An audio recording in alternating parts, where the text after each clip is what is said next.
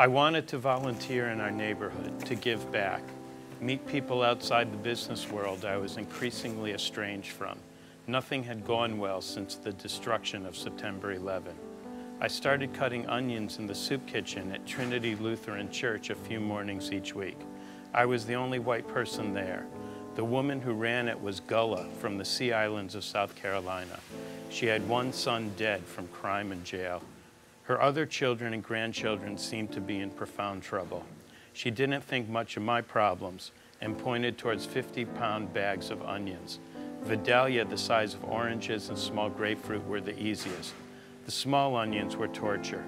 I took to setting a table outside on the kitchen patio facing the front garden, a space welcoming to the street, and a breeze blew the fumes away. Michael, someone startled me one morning from the other side of the iron fence. It was our local city council member, a Fiorello LaGuardia type in charisma, brilliance, build, and locution. An onion can save your soul, she said. What? I wasn't sure I'd heard through her Puerto Rican accent. An onion can save your soul, even one onion. I wanted nothing more. I wiped tears and nodded. Brothers Karamazov, she said, do you believe in God? No, I don't think so. An onion can save your soul, brother. Our Ripton was born on September 1st, 1990. His birth parents changed their mind about adoption and took him home the next day. We gave away the baby belongings that had quickly filled our apartment: clothes, a crib, bassinet, high chair, infant formula, bottles, medicines, toys, and storybooks. Leslie was inconsolable. I knew we'd find another child, and if a boy, we could name him Ripton, but that we shouldn't. There wasn't an interchangeability. We hadn't experienced a death, that a child who was going to be our son was alive, but felt a deep hollowness from his disappearance.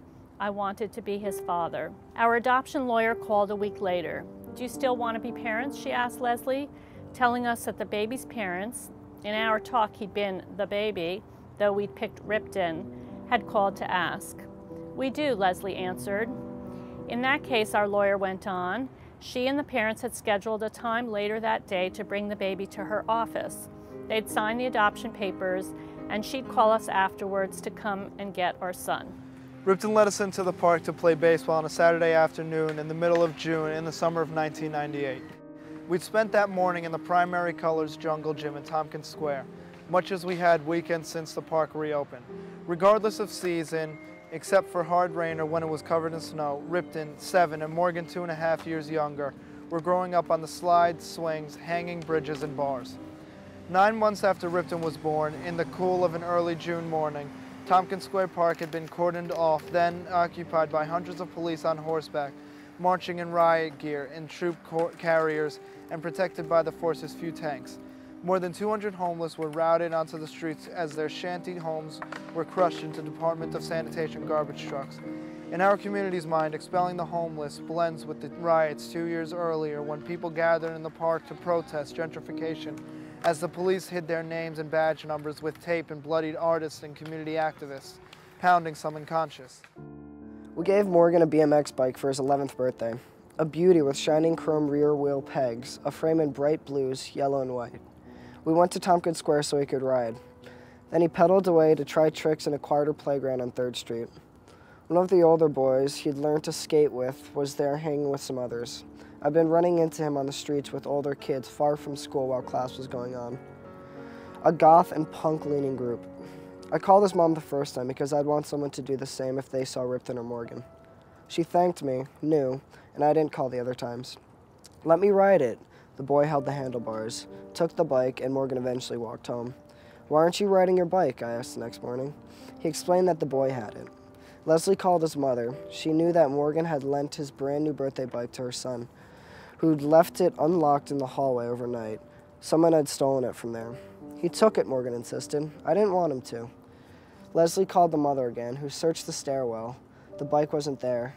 Leslie told her that her son had taken it. She seemed unconcerned. Who's coming up?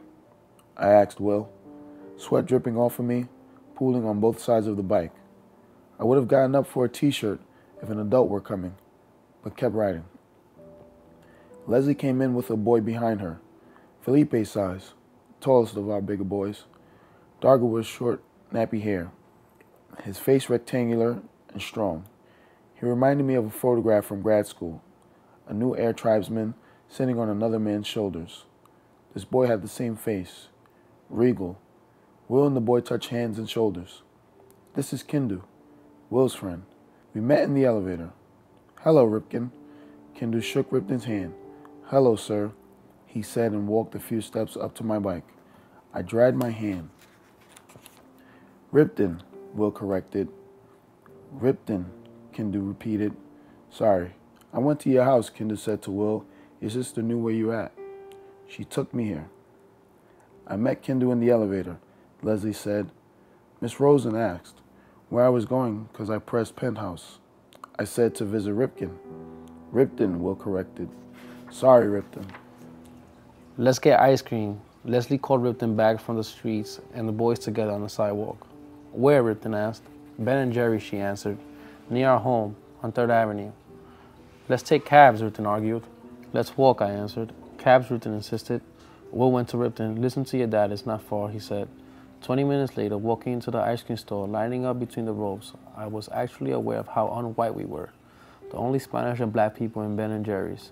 This place of friendly Holstein cowherds, shining stainless steel countertops, childlike graphics, and eccentric ice creams named for an assortment of chic middle-class concerns wasn't made for inner-city people without money means. We're unusual, I said.